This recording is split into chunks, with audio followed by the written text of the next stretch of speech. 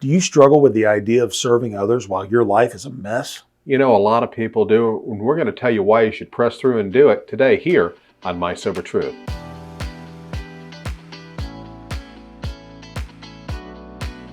Well, it's May 31st, and it's time for another double shot of My Sober Truth.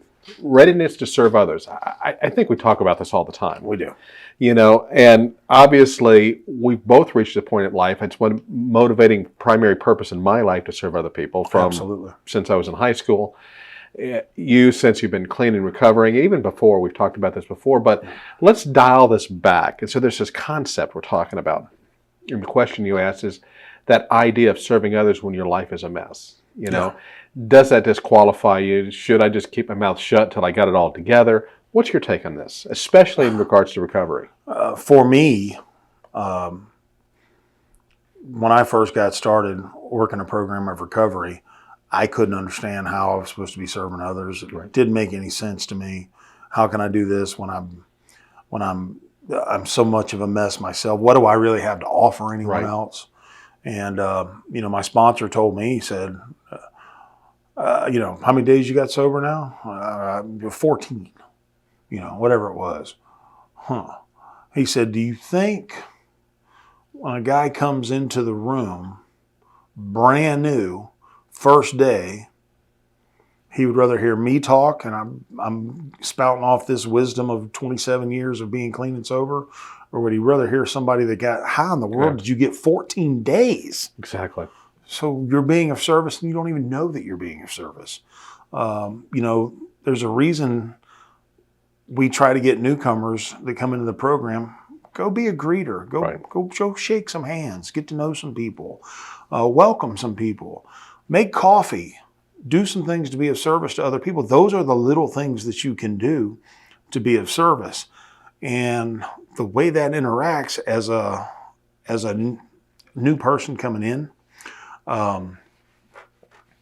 So I didn't feel like I had a lot to offer, but what I did have to offer meant something, because I had so little that giving back a little meant a lot to me. Gotcha. So that being said, I had no real self-esteem. I had this huge ego that I was trying to figure out how to get rid of and beat down and all that I had no basis for having. I just had it. I built it up for over so many years. So I didn't have any real self-esteem. So I asked my sponsor, how do you get self-esteem? Quick answer, easy answer, do esteemable things. That's so good. Let me ask you a follow-up question. So you've experienced this, a lot of people have experienced this, but for you personally, how did this concept, this idea of helping others, no matter where you are in your journey, how did it help you in your in getting clean? Well, once again, a huge part of it is kind of what I was just talking about with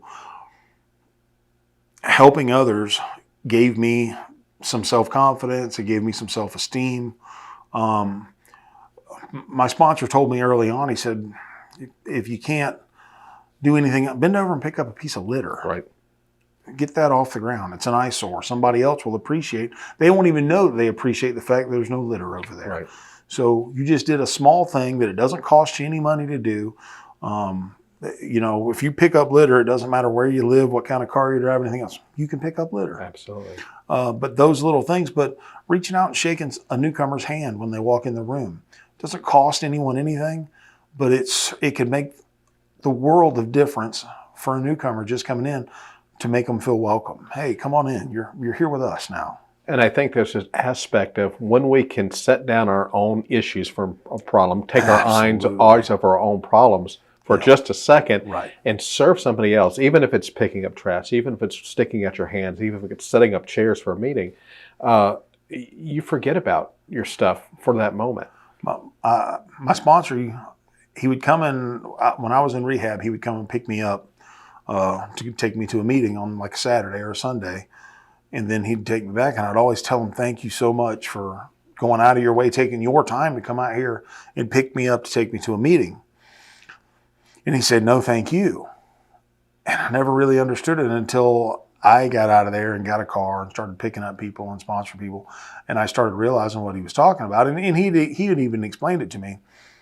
I said, what are you thanking me for? He said, because every minute I spend with you right now, I'm not going to drink. Absolutely. And that every minute that I spend in service to others is probably a minute that I don't have to focus on not feeling good inside, Exactly. and I need to go drink or use a drug.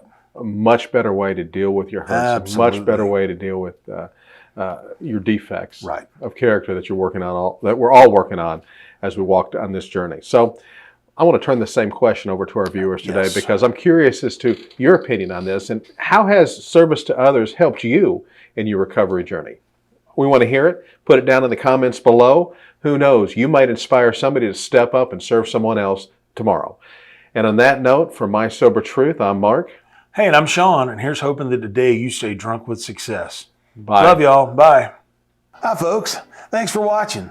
If you're ready for another round of My Sober Truth, then belly on up to mysobertruth.com and click on the double shot button today. There you'll find the daily inspiration, encouragement, and support that'll help you stay clean, on track, and growing in every area of your life. Be sure to subscribe to this channel, and if you got a minute, stick around, watch another video. Love y'all.